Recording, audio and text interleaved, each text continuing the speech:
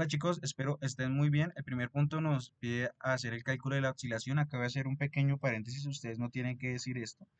A mí me enseñaron que las medidas de oscilación son el rango, la varianza y la desviación estándar, pero parece que para su profesor la oscilación es el rango. Entonces, para que lo tengan en cuenta, así lo tomó su compañero, así lo tomé yo. Entonces, empezamos. Para la oscilación, eh, tomamos el dato mayor y el dato menor y hacemos la diferencia entre los dos. Entonces, por ejemplo, acá en la edad, la persona que mayor edad tenía 66 años y el menor 18 años, y la diferencia entre los dos es 48 años. Entonces, el mayor rango de oscilación en la variable edad es de 48 años, de 44 centímetros en estatura y de 45 kilogramos en peso, ¿vale? Entonces, esta medida de oscilación, ¿sí? Nos dice pues cuál es el mayor rango de oscilación de los datos, pero pues a veces no refleja ni describe bien la distribución de los datos, porque a veces los datos atípicos son muy grandes, pues hacen que el rango sea más grande que el rango en el que realmente se encuentran la mayoría de los datos. Entonces, por ejemplo, si, listo, todas las personas miden entre 1,42 metros y 1,86 metros, pero una medía 2,5, pues eso va a hacer que este rango sea más grande que el rango en el que realmente se encuentran la mayoría de los datos. Pero de todos modos es una medida de oscilación muy importante y siempre hay que tomarla. Ahora, la desviación media y la desviación estándar, ambas intentan hacer lo mismo y es decirnos qué tan dispersos están los datos respecto a la media, ¿sí? ¿Cuál es el promedio de todas las distancias de los datos respecto a la media? ¿Sí? ¿Qué quiere decir esto? Te- Digamos, acá en la edad, la media es 35 años. Si tomamos la desviación estándar, que es 8,9, lo podemos aproximar a 9 años, según la desviación estándar, la mayoría de personas se encuentran entre 35 más o menos 9 años, es decir, la mayoría de las personas tienen entre 26 y 44 años. O, según la desviación media, la mayoría de las personas se encuentran entre este 6,8 lo podemos aproximar a 7. La mayoría de las personas se encuentran entre 35 más o menos 7 años, es decir, entre 27 y 43 años. ¿Vale? Y eso es lo que quiere decir la desviación media y la desviación estándar. Ahora, ¿cuál es la diferencia? Que la desviación media es por lo general más fácil de entender, o sea, más que todo académicamente, y pues la desviación estándar es la que siempre se utiliza y pues muy importante en estadística porque a partir de esta salen muchísimas cosas más como las medidas de correlación, regresión, intervalos de confianza, pruebas de estadística y demás, ¿vale? Así, a modo de explicarlas, la desviación media lo que hace es que coge todos los datos, saca la distancia de todos y cada uno de los datos respecto a la media, después hace la suma de todas esas distancias y las divide por n. Entonces esta desviación media es como el promedio de todas las distancias respecto a la media. Ahora la desviación estándar intenta hacer lo mismo, solo que un poquito más complejo. Hace la distancia de todos los datos respecto a la media, las eleva al cuadrado, divide por n y eso le saca raíz cuadrada.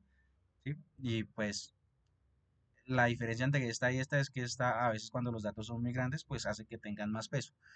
Entonces, digamos, en nuestro caso nos dio la desviación estándar, pues en sí todas son muy parecidas y eso quiere decir pues que la desviación sí pues ronda estos dos números, pero por lo general la desviación estándar es más, cuando es más grande es porque hay datos pues más grandes que están haciendo que esta desviación estándar pues crezca más que la media por este cuadrado. Pero en fin, en sí, por lo general siempre tomamos la desviación estándar, siempre. ¿Vale? Ahora, fíjense que no es lo mismo tener 35 años más o menos 9 que medir 162 centímetros más o menos 8 centímetros, ¿vale? Si digamos nosotros, bueno, ¿y cuál está más disperso, la edad o la estatura? Pues para eso tendríamos que sacar una medida de dispersión relativa y eso se hace con el coeficiente de variación. El coeficiente de variación lo que hace es que saca la dispersión, la divide por la medida y multiplica por 100. Y a eso nos da estos tres coeficientes de acá. 25% para la edad, 5% para la estatura y 13% para el peso. Entonces ya ahí las podemos comparar entre sí. Vemos que pues hay más dispersión en la edad que la estatura, ¿vale? Y que el peso pues está más o menos entre los dos. Hay tablitas que le sirven a uno para mirar esto. Dice pues que la estatura tiene una distribución muy homogénea, el peso una distribución homogénea y la edad tiene una distribución heterogénea. Es decir, acá en la estatura la mayoría de personas está muy cerca a 162 centímetros. En cambio, en la edad, sí, Hay mucha dispersión respecto a la media. ¿Sí? Hay más personas que se alejan de la media, ¿vale? Que en estatura. Y listo. Vale, ahora voy a hacer otro pequeño paréntesis. Hasta ahora yo lo que he hecho es describir las ideas y los análisis. Todos los cálculos los ha hecho su compañero, los ha hecho muy bien. Pero acá cuando hizo el de la simetría, lo que hizo fue dividir esto por intervalos. De pronto su profesor se los enseñó a hacerlo así. Si les enseñó, pues háganlo así. Pero lo que pasa cuando uno lo hace con intervalos es que está perdiendo mucha información.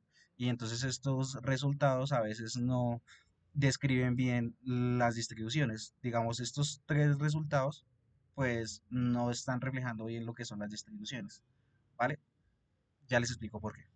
Entonces, cerrando el paréntesis, eh, el coeficiente de asimetría yo lo calculé, igual que su compañero, solo que lo calculé con los datos reales, con todos los datos, sin hacer agrupaciones. Y nos dio estas tres coeficientes de asimetría. Vemos que los tres son muy cercanos a cero y que los tres son positivos. Si nos dieran cero, nos daría una simetría perfecta. Si nos da positivo, nos da una simetría a la derecha. Y si nos da negativo, nos da una simetría a la izquierda. ¿Vale? Eh, Acá quiere decir que que las tres distribuciones tienen asimetría a derecha, es decir, con una cola a la derecha y todos los datos se agrupan como hacia la izquierda. ¿Vale? Y pues eso va muy bien con las gráficas. Si uno, estas gráficas las saqué de la tarea anterior, en la tarea anterior vemos que esto tiene asimetría positiva y que tiene una gran cola hacia la derecha. ¿Vale? En esta casi no se ve lo mismo, pero si vemos este gran pico hacia acá y una cola hacia la derecha. Y esta es la del peso, vemos que la del peso es la más cercana a cero, es decir, la más simétrica, pero de todos modos sigue siendo positiva, con una cola hacia la derecha y la mayoría de datos hacia la izquierda. ¿Vale? Entonces, mire que estos tres datos sí están describiendo muy bien cómo son las gráficas. En cambio, este positivo, negativo y negativo nos daría dos gráficas con simetría a izquierda y una con simetría a derecha. Y eso no es lo que se ve en las gráficas. ¿Vale? Entonces, les recomiendo que lo hagan con todos los datos y no los agrupen, a menos que su profesor se lo haya explicado así. Ahora, para el de kurtosis, lo mismo. En vez de sacarlo por esto, con intervalos, sacarlo con todos los datos. Y eso nos da uno positivo y dos negativos. Fíjense que si nos da igual a cero, nos da una distribución normal. Pero si nos da mayor que cero, es que tiene un gran pico y son angostos los datos. Y si nos da menor que cero, es que están como aplanados. ¿Vale? Y pues eso tiene sentido. La da un gran pico y las otras dos están más aplanadas. Y fíjense que así están las gráficas. En la edad tenemos este gran pico